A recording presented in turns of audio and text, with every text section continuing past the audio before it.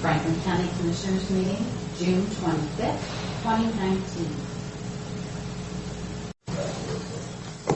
Good morning. It is 9 a.m. for Tuesday, June 25th board meeting. We have a full desk of commissioners this morning, and Mr. Johnson, our administrator, and Karen, our clerk, and we do have an audience this morning.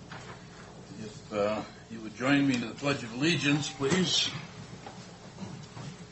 I pledge allegiance to the flag of the United States of America and to the republic for which it stands, one nation, under God, indivisible, with liberty and justice for all. Thank you. I think our first item on the agenda this morning is a public hearing for amendment to the TIP program 19 to 2024. So, Matt, Craig up here to lead us into it. Great. Thank you, Mr. Chairman. Good to see you, Commissioners. Yes, the purpose of this public hearing is to consider the amending of the Transportation Improvement Plan for the years 2019 through 2024. On June 26th of 2018, the Board of Franklin County Commissioners approved Franklin County's Transportation Improvement Plan for 2019 through 2024 via Resolution 2018-205. Due to a current call for projects under the federal aid highway funding, we are requesting the board's consideration for the addition of 6 projects, and they are identified as Muse Drive Bridge replacement, Ironwood Road Bridge replacement. We also have 4 safety projects. One is for flashing LED signs and dynamic signals. The other is reflector posts for stop signs, guardrail, curb improvements at Blanton Road, R170, and Columbia River Road, as well as the safety project on Eltopia West Railroad Crossing. Per RCW 36.81.121, paragraph 1, the Transportation Improvement Plan may be amended at any time by a majority vote of the legislative body of the jurisdiction after a public hearing has been held. So at this point, we'll just be available to answer any questions and provide any support that the board may have when we're called upon. Okay. Any preliminary thoughts or questions, Commissioners, before I move it into public hearing? I have one on this.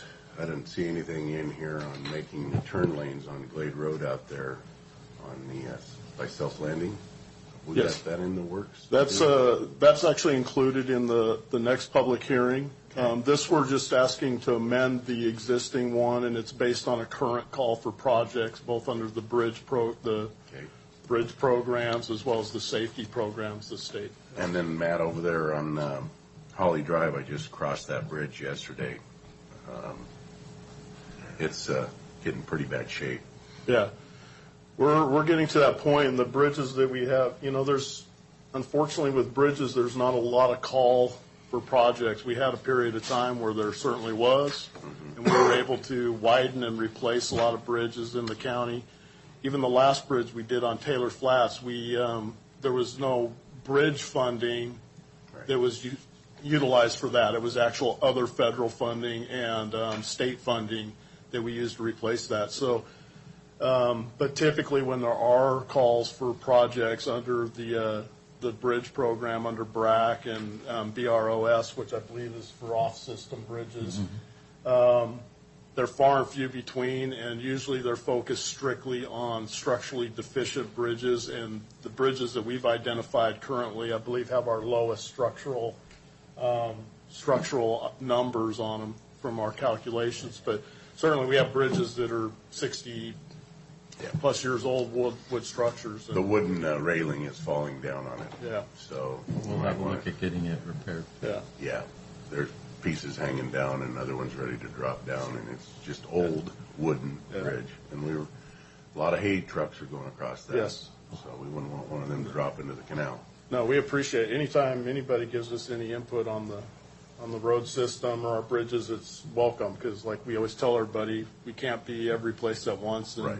we don't know what we don't know. So I appreciate you letting us know, and we'll check that out right away.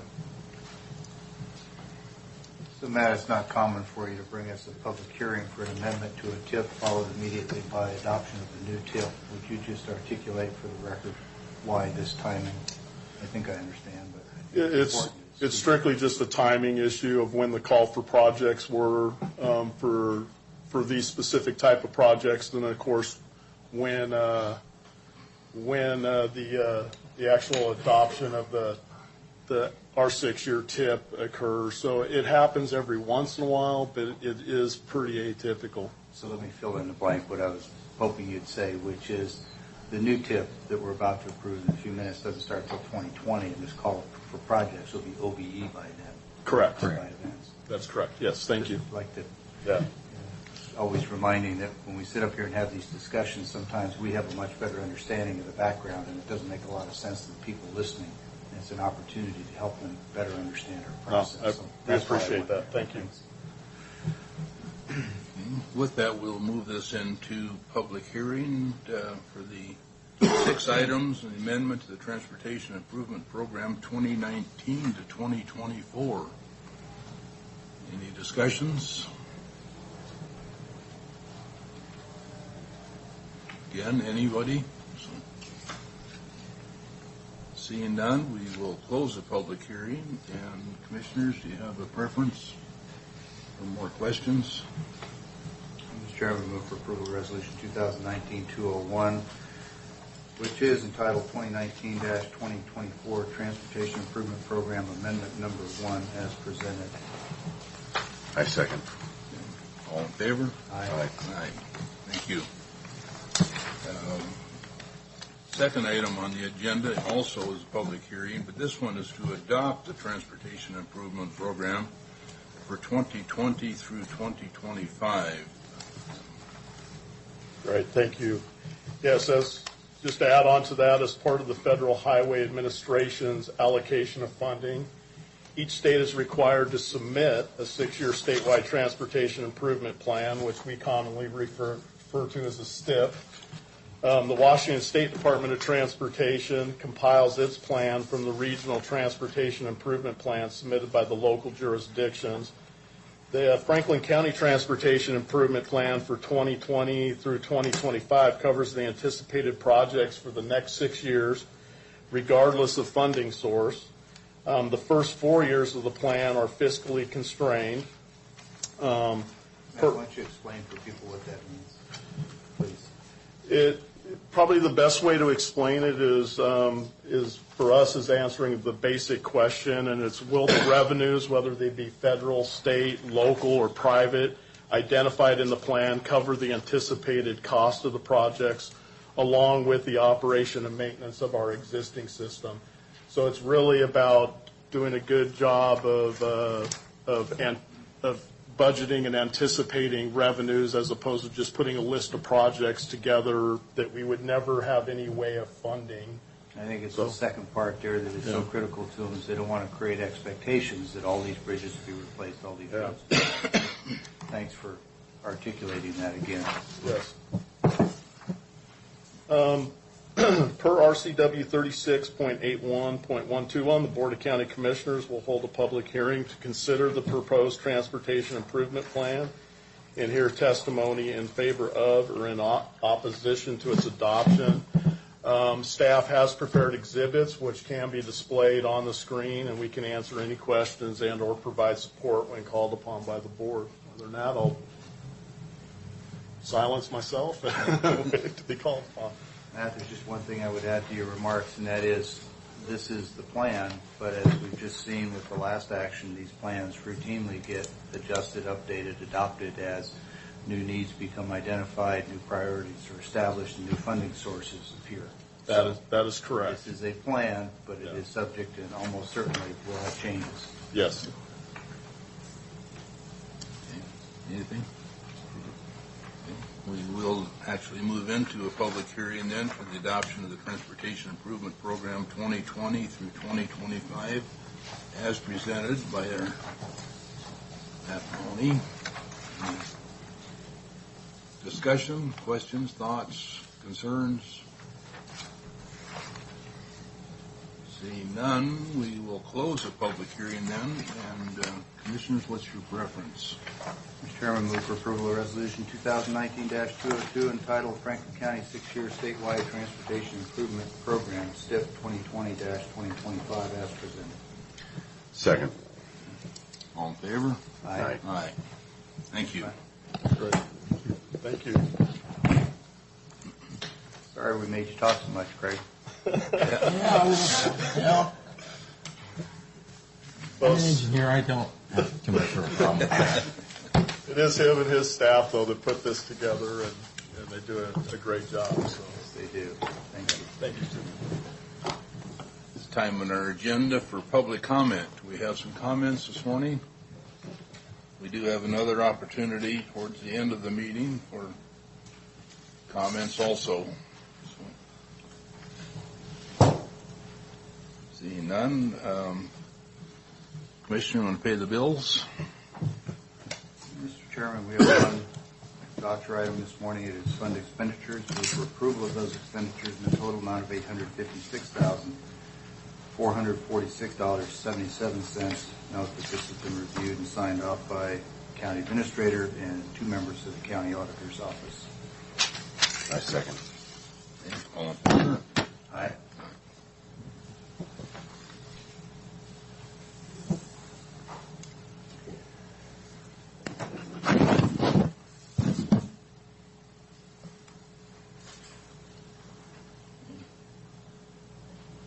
With that, we'll move on to the consent agenda 1 through 7. Mr. Chairman, I'd like to have a discussion on, I'll make sure I get the right number here, item 7, which is the interdepartmental transfer with corrections. And if it pleases the board, I'd like to have that conversation first in hopes that we can get the information quickly and then simply move to approve the whole consent agenda. Okay? That'd be all right? Concur. All right. Okay, so Tim is here, perfect, right in front of me. I know that we went to a contract arrangement for food service, and if I recall, I supported that. I certainly generally support those kinds of actions because I think when we get the marketplace involved, we tend to avoid some of those high-cost public employee situations. Did our total cost for running that activity on a, call it a per capita basis, because I realize the numbers change with inmate population, but did our total cost increase, decrease, or stay about the same when we went to the private contract? Net cost-wise, so revenues minus expenses were up like $1,800 total since. So we lost that expenditure by revenue, so there's been revenue has decreased. Revenue has decreased. So in current expense, you've had. Why don't you come up to the mic, please, Tim? In current expense, you've had revenue or expenditures decrease, but then in the commissary fund, you've had revenues decrease. So I'm asking a question in a universal context, countywide, total cost. Did the county see a reduction in cost, an increase, or about the same? It's been a reduction in expenditures, but then also a reduction in revenues. Okay, well, let's drill down for just a minute then. The revenue source or sources, From commissary sales, okay? so sales of items to inmates. Okay. So I'm asking about our cost then, total cost, not net at this point. Cost of us providing that service. I expected that it would go down.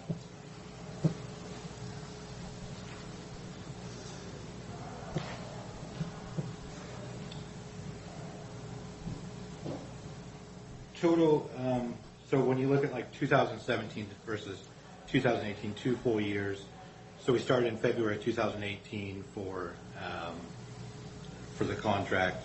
So we went from combining the two sources, the kitchen and the commissary, adding those two departments together. There was $552,000 in expenditures in 2017 and $500,000 in 2018. So total expenditures went down by $52,000. Okay, great. So the underlying question, what I was trying to get some background on is the need for this transfer the result of an unanticipated increase in costs, perhaps a decline in revenue? We can set the revenue piece aside because that's, in my mind, that's fickle. That changes with a whole bunch of things that we can't necessarily control. But our actual expenditures to run the operation went down, which makes me curious as to why the budgeted amount for this function can no longer cover it, and it has to have an input from current expense. And I think you're going to tell me it's because our revenues went down as well. Yes, it's because revenues went down, but I think when the contract was looked at, I don't remember in great detail, but I think when the contract was looked at, it was looked at combining the two functions together. But and that's not necessarily wrong to do, but it's looking at each one separately. It's looking at it all together, whereas you have two pots of money, and 134 was self-sustaining before, but now if it has the same expenditures and less revenue, which it has considerably less revenue this year, it's now not self-sustaining on its own because of the revenue dip. So all of the benefit from the contract went into current expense, and the other side of things went to the commissary fund. So the expenditures primarily went down in current expense, but then the revenue went down in commissary. Yeah. Okay. I follow you. Thanks.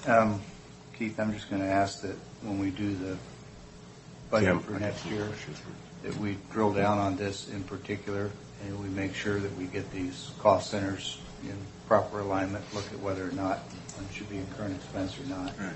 It's obviously it's a must pay. We got to pay it. My interest is whether or not by going private we had an unintended financial outcome, meaning cost us more. At the same time, wanting to make sure that we attach these expenditures in the right accounts. So that's the purpose for the questions. And I think it should be. I think one thing that should be considered for next budget cycle would be moving the commissary fund into current expense. Well, that's kind of what I was wondering. I'm going to stop short of saying what I think is the right one because I haven't looked at it closely enough for that. But there needs to be some. If we're going to combine those two, then we need to look at where we're funding them from and what portion ought to come out of the sheriff's budget and what is current expense and who really owns that responsibility. I'm not prepared to answer those now, but before our next budget, certainly. I'm trusting that you will. So, Tim, a couple questions I got is, it says in the background that the commissary fund is used to pay for expenses relating to the inmate store and visitation staffing. Was there our staffing before was our jailhouse, which was our staff that was there, so we didn't have a cost there, correct? I'm not positive on the breakdown of what those. The commander can speak probably better to the breakdown of what. So that would be an additional cost. But my second question is, we're getting these emails here. Revenues have deceased in 134 by 54%. So that is the stuff that's being sold, and we're having to take a portion of the profit because our contracted services are getting the other portion. That's where we're losing our revenue, correct? Correct. And it's 54% down. Correct. I know there were different scenarios.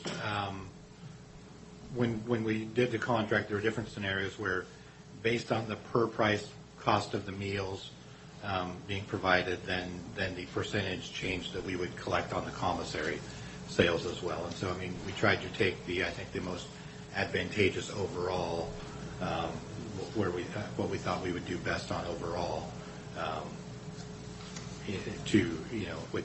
which ultimately led to, I mean, it does lead to, yes, our costs went down as far as food costs, but we're not receiving the same revenue for commissary sales. We're coming up short. All right. Which I think was expected to, I mean, at least to a certain extent, but I don't know that the analysis was necessarily done completely on, whether the commissary fund would be self-sustaining after the contract. I guess my concern is why you had, three-quarter of a year in 2018 with this new contract. Where was this discussion at budget time? That's a great question. I don't know that the reason why it even came up is because they ultimately ran out of cash, and so cash wasn't released for some checks. I wasn't,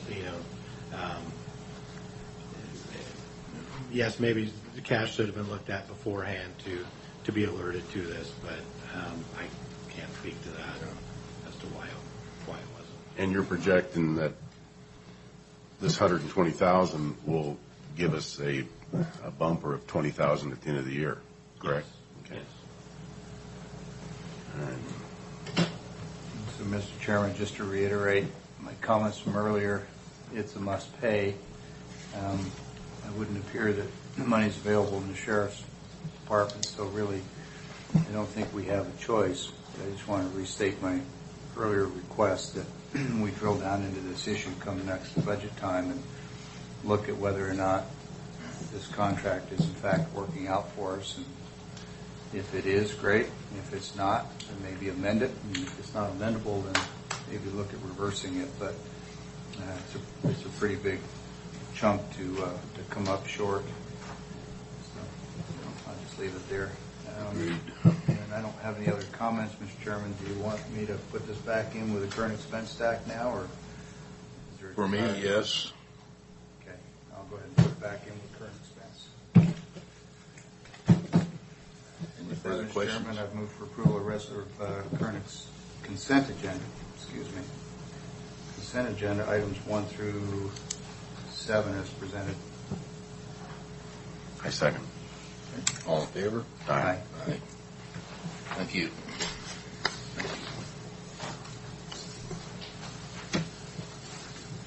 Keith, please.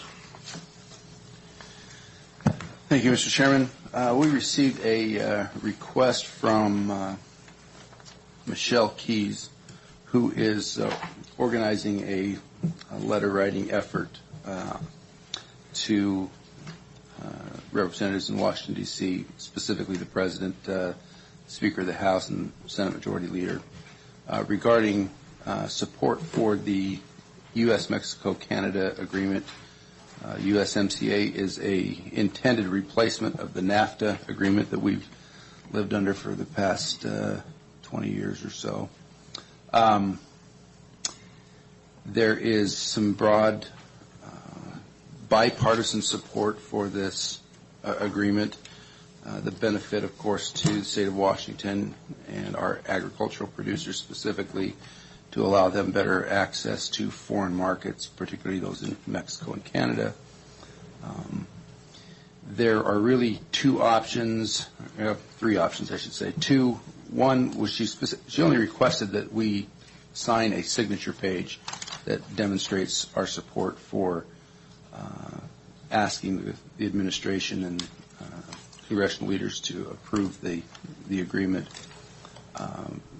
That's one option. Our second option would be for us to draft and send our own independent letter of support. We have drafted that. It's available for your signature if that's the direction you want to choose. And, of course, the third option would be to not take action officially by the board. Michelle is working with a number of other counties in eastern Washington to engage their county commissioners to support this as well. There was a letter signed by about 31 state of Washington legislators from both sides of the aisle, and that letter is the one that's being forwarded with a request for this board's support to ask those folks in Washington to support and approve that USMCA. Just for background, I think you're probably already aware of this, but Mexico has approved it. Canada is kind of waiting to see what the United States is going to do, but is inclined to approve it. The majority in the U.S. House has expressed some reservation regarding environmental issues and labor issues that they don't think perhaps are strong enough in the current agreement and like to see more environmental and labor benefit. But there are a number of House members in the majority party that have indicated support for this current agreement. The President supports it, encouraging the Congress to act upon it. So time will tell. However, the effort at the local level is to try to get as many local elected representatives on board supporting this and indicating that support to our delegations and representatives in Washington, D.C. So with that, I'll be happy to answer any questions that you may have and let you review the letter. It was just sent out yesterday. I think you got a copy of it by email, but if you have a preference or a choice as to how you want to respond, we will handle the administrative side of it according to your desires. Well, I think we should probably go both directions. Send our own and sign on to the other one, because this is of the utmost importance to our farming community. The farming community is suffering right now with low commodity prices, and we need all the help we can get.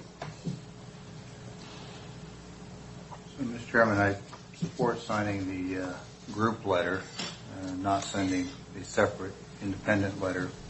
And that's the divergence from what I normally would recommend. I don't think it is, frankly, proper for the county to weigh in directly on national legislative matters. We do that through NACO. We do that through our elected representatives in D.C. There isn't anything that says that we can't do it.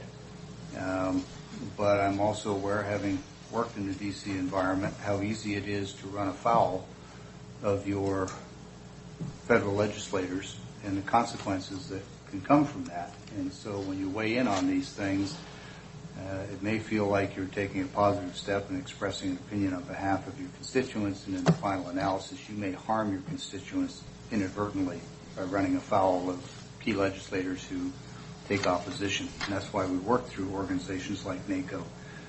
This one, however, is an exception because it is so bipartisan, because it has been signed by many, many members of the state legislature on both sides, and from my discussions with other commissioners, is likely to be signed by most, if not all the counties. And it creates an interesting dynamic where non-participation then stands out more than participation alone would. So while I'm generally not in favor, for the reasons I've already cited, of taking these direct approaches as an individual county, I think in this case it's warranted. And I've discussed it in pretty good detail with Ms. Keyes, who brought us the letter.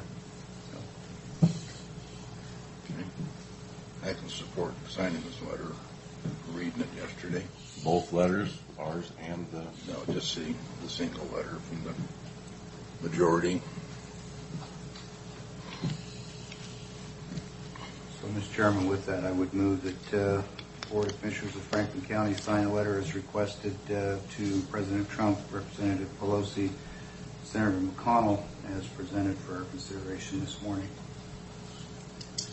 Does that need a second? Yeah. Oh, a second. Okay. All in favor? Aye. Aye. Keith, while we still got you on topic here, where are we at on the bidding process for the steps at the historical building? Has that been reopened yet? Yeah. Jennifer Wagner, our facilities director, is working with those vendors on the small claims roster to... So it has been opened up? Yes. Good. Good deal. And so we hope to get that before the board for approval here in the next couple week. of weeks. That raises an interesting question, whether we want to have a meeting next Tuesday. It is the 4th of July week. We do not have a real significant agenda so far, but it's kind of the discretion of the board of whether you want to meet or not next week. But presumably we would have it in July, that specific question. Yeah, because time is running short from the grand opening, and I think it is of the utmost importance that we try to get that done for them. Okay. I'm willing to meet next week. I honor our 4th of July, but as a farmer, it's another work day. So if there's business to be conducted, I think we should meet. I'm available. If there's not business to be conducted, then let's not hold a meeting just to hold a meeting. But I am certainly available. On the courthouse steps, would you, I'm sorry, we were talking historical steps? Historical Society steps, yes. Museum. The historical museum steps. Where are we in that process? Well, we revisited it because we really only had one significant proposal, and the dollar amount was way more money than we had anticipated it to be. So we decided to, From a firm in Kennewick, if I remember. go back and relook at that. Jennifer, I believe, has spoken with our Public Works Department to get some review from the engineering standpoint of what might be required.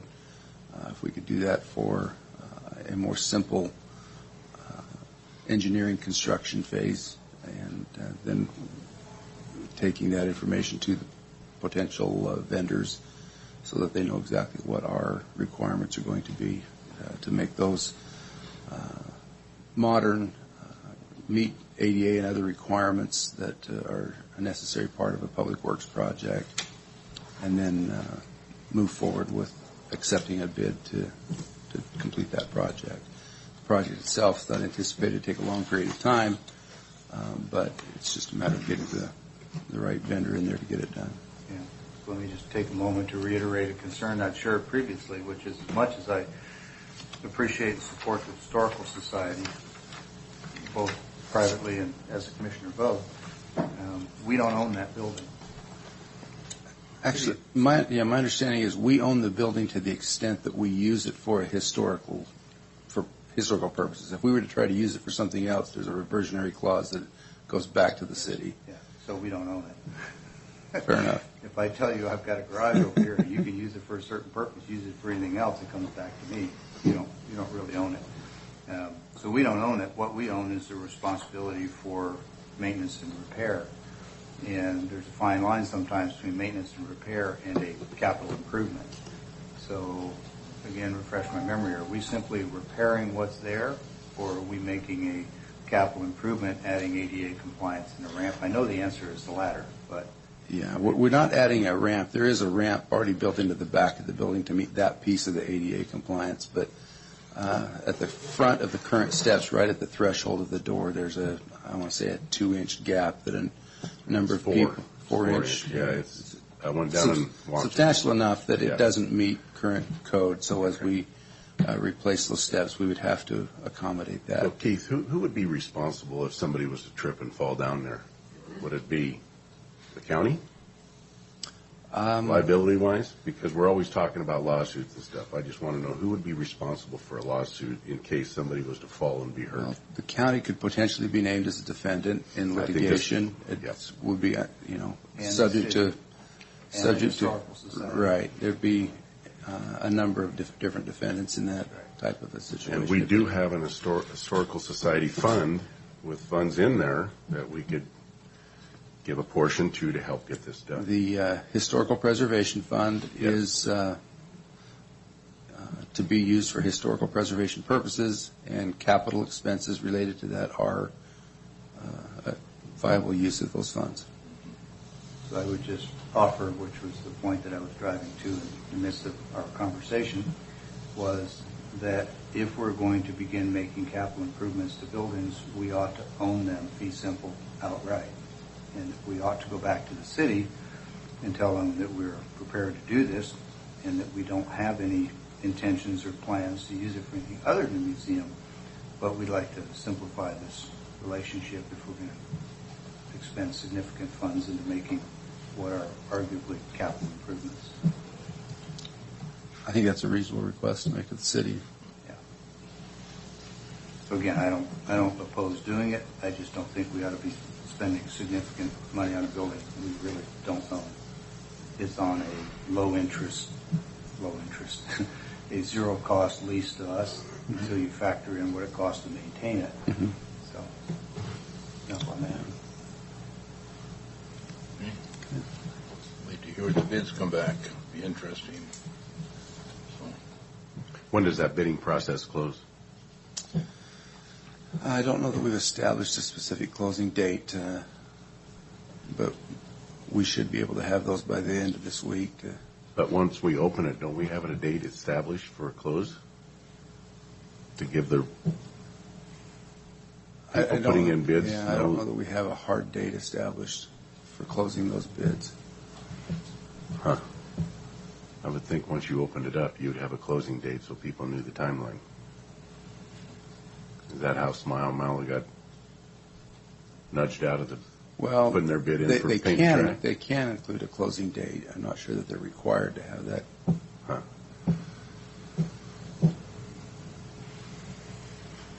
anything else, Keith? No, sir. I just offer in that same topic, I'm a little surprised that there isn't a company in the local community that would want to donate their services and or materials to help out the Historical Society. There's a history of that kind of support. I didn't see any effort to go out and make those contacts, make that request. It may have happened, but didn't see that. Well, I made a request to offer up my services to do the demolition and removal, but you told me that I could get in trouble because I'd be infringing on the contractors. Yeah, sometimes wanting to do the most efficient thing is not consistent with state law. That's not the first Exactly. time we would run into conflict with Olympia. But yeah, the request specifically for other funds has come through the Historical Society. The county has not made a specific fundraising outreach to try to locate those other opportunities, but the Historical Society hasn't. The Historical Society has made an effort to reach out to contractors to get. I don't know if they've gone that specific. They've had a general fundraising campaign to try to get capital funds contributed to the building. Clarify something. Mr. Didier's kind offer to do this as a commissioner and as a not for prevailing wage employer would be very obviously problematic. But if a local contractor who has employees and pays prevailing wage wanted to volunteer to do it, they certainly could. Certainly. So there's no legal prohibition on it that I'm aware of. I'm just suggesting that, let me say this as tactfully as I can, I don't want to create a scenario where it's easier to ask the local government to fund the project than it is to Sure. But Yeah. I'll leave it there. I think it's worth doing. I'd like us to own the building if we're going to put county money into it. Okay. Anything further? No, sir. This is our second portion of the agenda for public comment. Do we have anybody who'd like to speak to us?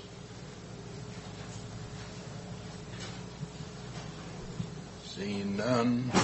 Oh, I'm sorry. Morning, Desi. Good morning. Good morning, Commissioners. I think I finally have learned how to address. Good morning. So it wouldn't probably be a conflict of interest if I got, 15 high school boys, pay them $12 an hour, and we do those steps? Probably would be. Would it? Okay. I guess I just think of the next generation of voting. I don't think they really care what those steps look like as long as they're up to code. So a couple questions. I sent an email out last night about mental health services for Franklin County. Now, I understand there's a lot of contracts between Benton and Franklin, but as I've stated in that email, Benton County didn't sound like they really like to work with Franklin County commissioners. We in agreement with that? No? Well, there has been some ruffled feathers through some previous lawsuits, in particular over in Walla Walla County, which has really frailed our relationships with Benton County. Okay. I guess I'm going to take it back to the summer of 2015 when you were not there, but Mr. Rick Miller was. And those 3 county commissioners in Benton are still there. And their comment was, we are tired of Franklin County riding our coattails. We pay 70%, they pay 30%. Would that be somewhat correct? It's all based on Population is Okay. what the percentage. Sure. is. So I guess if I understand the contract for the Pasco School District, our socioeconomics, ethnicity in the whole county would be similar to the Pasco School District? Not understanding you, Desi. So the voting people of Pasco or Franklin County, the socioeconomics they come from, the ethnicity they come from, whether they can or cannot vote is something I don't know the law on that. The clientele, if you will, is similar to the Pasco School District. The children of the Pasco School District would be similar to the ones in North Franklin County, would be similar, their parents would be similar. We agree with that? Yeah. Okay, so as we move forward with that, I'm going to reread something that my sister and I had written for Benton and Franklin County commissioners that was read June 30th of 2016. On September 5th of 2015, after several days of little sleep, stress, and dehydration, I experienced a psychotic break. After being treated at the emergency room 3 times, doctors had me detained by crisis response. I had insurance and supportive family. However, I found myself thrust into a strained system. After 15 days in Lourdes Counseling Center, I was released to go home. Each and every person in the facility had their own story as to the why they ended up there. The common thread among us was we were human and it happened. The mental health care system is already strained, if not broken. And then we went on to talk about you have an opportunity and obligation to help fix this. Each day, I still teach 8-year-olds how to solve their own problems. You have a problem that needs addressed. I ask that you do that today. Now, some things have changed, some things haven't. However, Lourdes, in my opinion, Lourdes Counseling Center, has gotten worse because there was a buyout in September of 2018.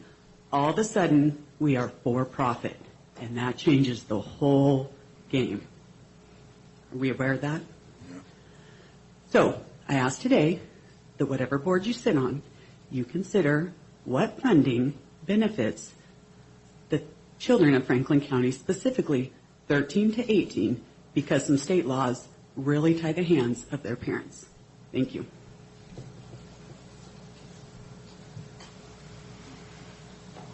So, Ms. Sherman, I think it's probably useful just to add a note here, and that is with respect to the business relationship between 2 counties. Benton County is approximately 70% of the population of the total, and we're about 30. And there are a couple of different formulas for how we share costs. Sometimes it's the number of at-risk youth in the community. Sometimes it's the total population. But generally it hovers around 70-30, give or take a couple of points either way. Where the rub comes in, and in the reporting on this, it seems to almost never get raised. And that is that if you are 70% of the population and you're paying 70% of the bills, you probably feel like you're entitled to 70% of the vote in the decision making. The problem is that we're 2 separate jurisdictions elected by 2 separate populations, 2 different counties. Nobody in Franklin County voted in a commissioner in Benton County. And so for Benton County commissioners to have 70% decision on funding and who pays what and how much we're going to spend puts fiscal burdens and decisions and potentially taxes on the people of Franklin County who have no say in who sits on a Benton County board. They're 2 separate legislative bodies. And because of that, it has to be in the decision-making piece a 50-50 vote. And that creates a dynamic where a county who feels they're paying 70% of the cost, even though they've got 70% of the consumption too, because that's their population, feels that they should have more than 50% of the vote. And that is not my speculation. That's been articulated publicly and clearly a couple of different times. So, but that's the rub, is you got two different jurisdictions, 50-50 on the decision making, but one of them feels that with 70% of the people and 70% of the costs, that they should have, I've been told, 70% of the vote. I'm not trying to criticize anybody, I'm just trying to articulate for the public to understand where the friction has come from. And I think that's pretty. So does that, I guess that difference solely come through a safety tax mostly?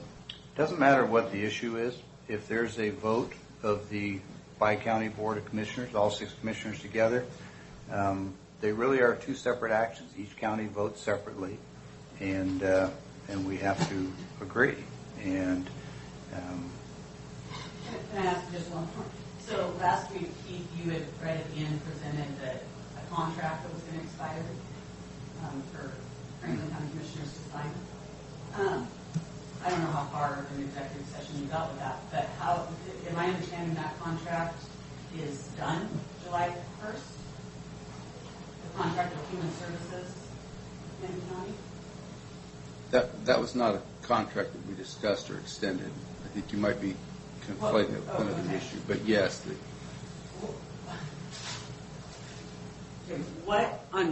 As we move forward, Yes. what was that date, July 1st? You had asked the commissioners to Yes. sign it, that Benton County wanted out of a contract, or what was that contract? Initially, they had decided that they wanted to split up Human Services from a bi-county operation to individual counties. But we have since negotiated in principle a concept that it will continue with Benton County operating Human Services and Franklin County as a subscriber to their services. So to the user or the citizens, there will not really be any significant change. It's a change in the organizational structure of how that department is managed, primarily from an accounting, bookkeeping, and legal structure standpoint. And so what changed? Like what acronym came Well, about that? What's changing there? The Department of Human Services will be a agency of Benton County, and they will provide those same services to Franklin County under contract. Okay. And how long is that contract for? We don't have the actual contract yet. The attorneys in Benton County are drafting that, and as soon as we have that for review, we will decide a termination date, and there will probably be a termination clause for both counties to get out of that if they find that the relationship is not working well and not. Okay. And I guess, there's a lot into that, but Yeah. when can I expect the update on what is or isn't going to be in that contract? Probably within the next few weeks. I know the deputy administrator who is working on that in Benton County has been out, but we've been in communication. All right. I look forward to it. Thank you. Thank you.